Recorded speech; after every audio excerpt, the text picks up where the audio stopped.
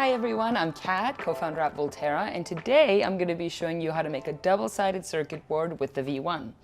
So step one is to upload your design files. You could use any software you're comfortable with, just upload them into Gerber format. You'll see the toolpath is already calculated when you upload your design. So next, clamp down the sacrificial layer and the board. I'm using an FR1 board because we're going to be drilling into it. So once that's secured, snap in the proximity probe. It will be used to generate an accurate map of the surface.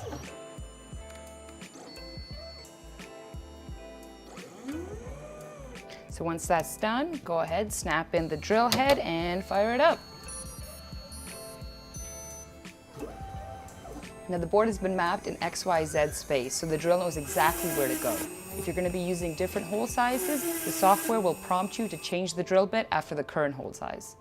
All right, let's print some traces. So swap out the drill head for the ink dispenser, let it calibrate, and begin laying down conductive ink.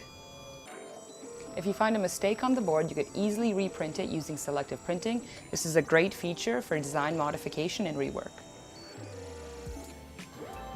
Okay, so now it's time to cure this board. Simply remove the sacrificial layer, flip the board, and rest it on the baking ledges of the clamps.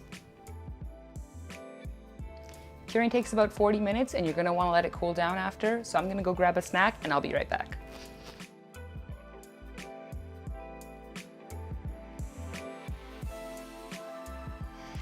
Okay, so that looks good to me. Now I'm just going to flip the board back over so that we can print and cure the bottom side.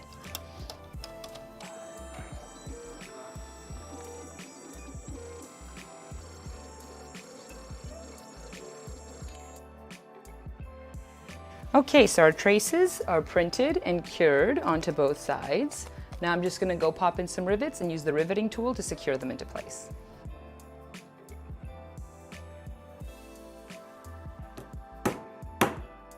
Okay, with that done, we can clamp the board back onto the printer and go ahead, snap in the solder paste dispenser so that we can get some solder onto these pads.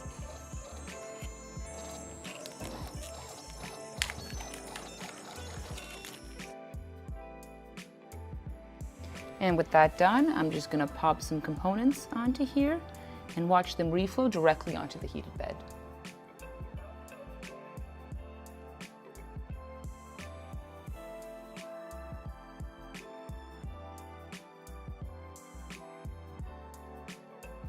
This board does have a few through-hole components, so I'm going to go solder them using the provided solder wire. I'm using plenty of flux, and my iron is set to 200 degrees Celsius because the traces are heat sensitive. Okay, so let's see if my punk console works.